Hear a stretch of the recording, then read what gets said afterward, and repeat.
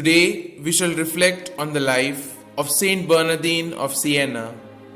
Born of distinguished parents on the 8th of September 1380 at Massa Marittima near Siena, Italy, St Bernardine of Siena was orphaned early in life and brought up by a maternal aunt in stern self-discipline in an atmosphere that fostered an ardent love for God in the poor.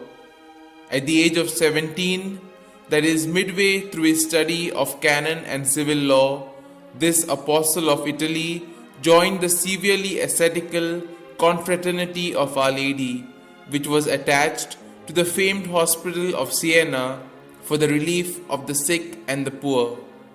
When the plague broke out in the city during the Jubilee year 1400, he, with 12 young friends, voluntarily ran the overcrowded and understaffed hospital for 4 months, bringing hope and succor on much by his singular cheerfulness and sympathy as by his charitable ministrations. 2 years later, he distributed his inheritance among the poor and joined the Franciscan order.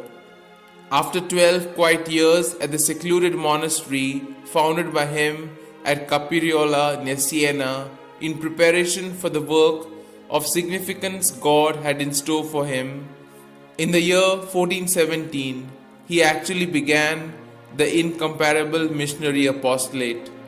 His voice, which due to a throat ailment had been feeble and hoarse, suddenly, as if by a miracle, became sonorous and clear. Barely aged 37, he preached so brilliantly that he was soon in demand everywhere. He thus traveled widely across Italy for the next 27 years until his death, renewing religious fervor among all classes of the people. Contemporary biographers like St John Capistram have described how the people, by the tens of thousands, flocked to attend his early mass in an open square, after which he would preach penance and propagate devotion to the holy name of Jesus. His passionately sincere and vivacious preaching in the vernacular made for a pungent directness and was thus readily understood also by the unlearned.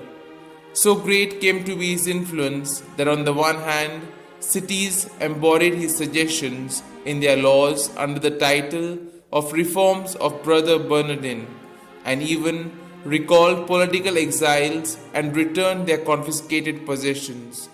On the other, he restored strict observance in his order, especially in the matter of poverty.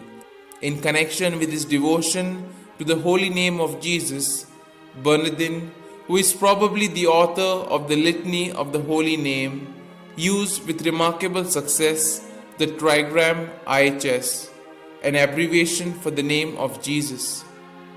Invented by Bernardine himself, it was to be the one banner that all contending parties would enthusiastically follow and through it be led back through Christ. On many houses and public buildings, it replaced the old armorial crests.